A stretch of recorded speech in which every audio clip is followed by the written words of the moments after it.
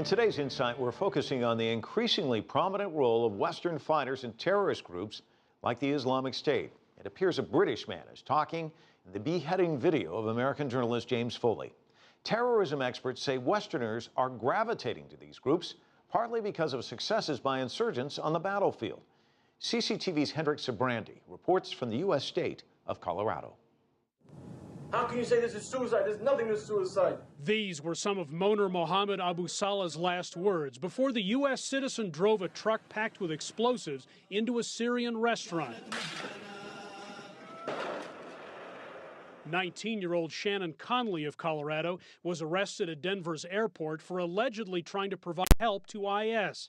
They're two of a number of Westerners who've been linked to the terrorist group this year. You have something like ISIS, which is really swept across western Iraq like some medieval horde or something.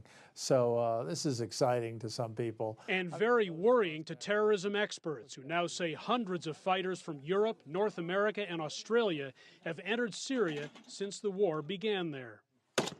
I think we should be worried. I don't think we need to over-exaggerate the problem, but I think there is cause for concern. The head of the Center for Middle East Studies at the University of Denver says groups fighting brutal dictators do hold a certain appeal. And ISIS sort of provides this sort of narrative of we're going back to the sort of basic, early, pristine, romanticized, pure days of Islamic rule.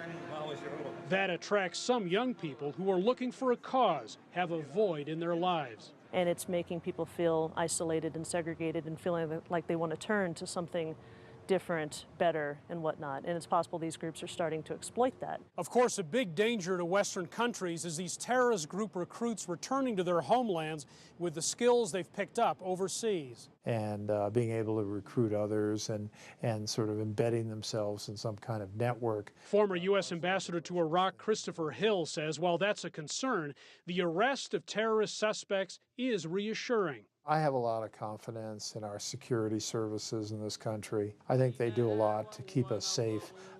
They will have challenges with some of these people. I am sure they are up to those challenges.